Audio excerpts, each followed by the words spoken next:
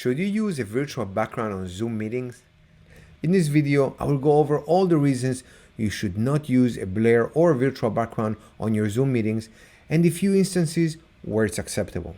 My name is Alan Chamo and I help you create engaging presentations online. The COVID-19 pandemic changed drastically the way we work and communicate. People went from working in an office to working at home in an instant. And many had to quickly adapt to conducting professional meetings while their kids are running around, the kitchen in the background is a mess, and sometimes your bed and bathroom door are right behind you. Back in 2020, you would be forgiving for all that and much more, and using a virtual background was an acceptable solution. But that's no longer the case. So why is it so bad to use a virtual background or a blur? Let's start with the visual aspect of it. If you're not using a green screen or proper lighting, chances are that half of your hair, glasses, and 4 of your fingers are missing. That already tells your potential client that you're not really a detail-oriented person, and who likes to work with a person that is not detail-oriented. The second point is creating trust. Regardless if you work from home or your office, when you use a virtual background, the subconscious mind thinks you are hiding something. Is he or she a disorganized person? Does she have a pile of folders behind her and mine will be just an additional one if I hire her? What is he hiding? I heard a funny noise. Is he in the bathroom? Before we go into the advantages of using your real room, let me touch on a point that is always on my coaching clients' mind. They always ask me, Alan, I'm working from home and it's really hard to keep my background nice and neat all the time. Well, let me tell you a little secret. I also work from home, and between us, I'm far from being the most organized person.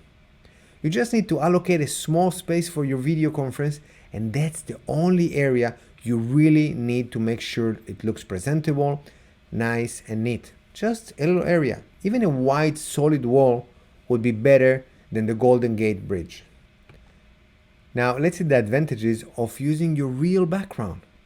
The first one is building trust and authenticity. In a research study published in the Harvard Business Review, they gave people 3 background options: an actual room, a solid color wall, and a virtual background. And they were asked which one conveyed different characteristics. To create an authentic impression, the room actually scored the highest with 65%, followed by the blank wall with 31%, and the virtual background had virtually no support, only 4%. Results were similar for creating an expert impression, with the authentic room highest at 52%, the wall at 43%, and once again, the virtual background scored very low at 4%. In the case of trustworthy, it was even more striking, with the authentic room scoring at 73%. So it's safe to say that all professionals want to transmit trust, and hiding in front of a virtual background will not help you achieve that. So now let's go over the advantages of using your real background. The first one would be breaking the ice and creating rapport with your real background. If you put some thought into what's behind you, it will help you generate rapport when meeting a person on Zoom for the first time. For example, if you're a sport fan or used to playing sport in college, showcase your medals, trophies, and even posters of your favorite team. You will be surprised how often you will get a comment about it. Yes, sometimes maybe the comment is not going to be the greatest, but it's going to be funny, and that is also breaking the ice and creating rapport. Also consider having maybe a bookshelf or diplomas behind you. Having diplomas shows you an expert at your field, and this will also help you create trust. Also, when they see a diploma, maybe they or somebody they know went to the same school. Again, creating rapport. If you have a bookshelf, maybe they read the book that is featured right behind you. Also, consider having some photos of your family or yourself doing your favorite activities. Maybe a photo of you holding that big fish that you caught on your fishing trip.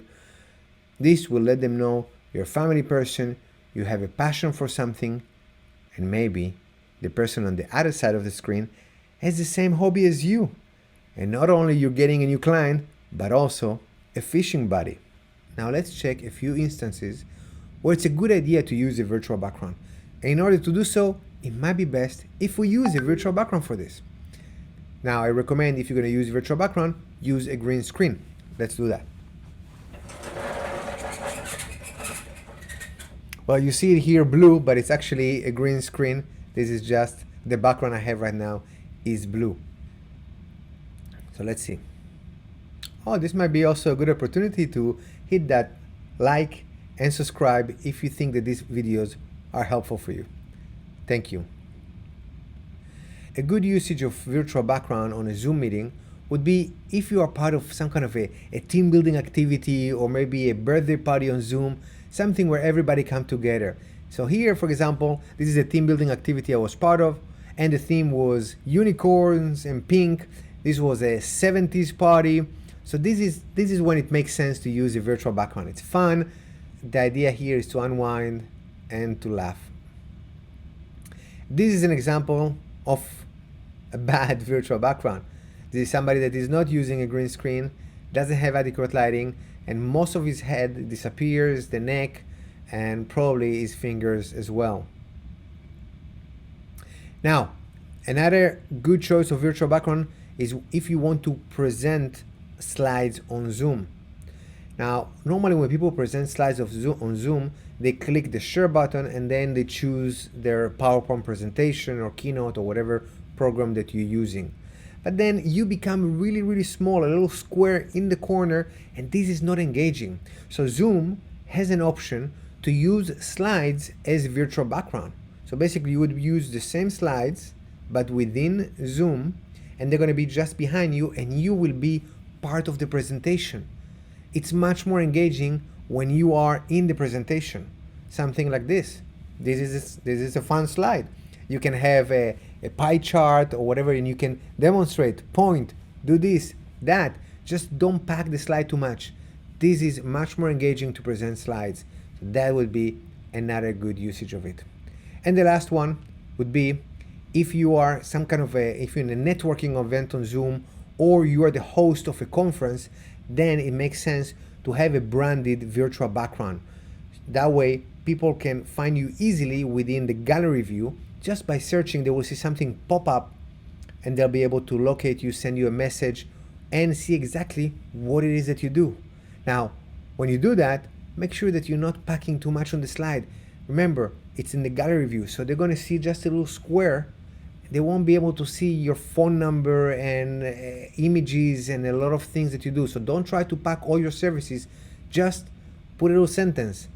This is not my preferred graphic design, but this is practical. It's red, it's big. Even if it's in a small little square, people will be able to see, read, understand, and if they're interested, they will contact me. So these are examples of good usage of virtual background. So what did you think? In conclusion, when participating in Zoom meetings, I recommend you use your real background. Even if it's just a blank wall, that would be better than using a virtual background.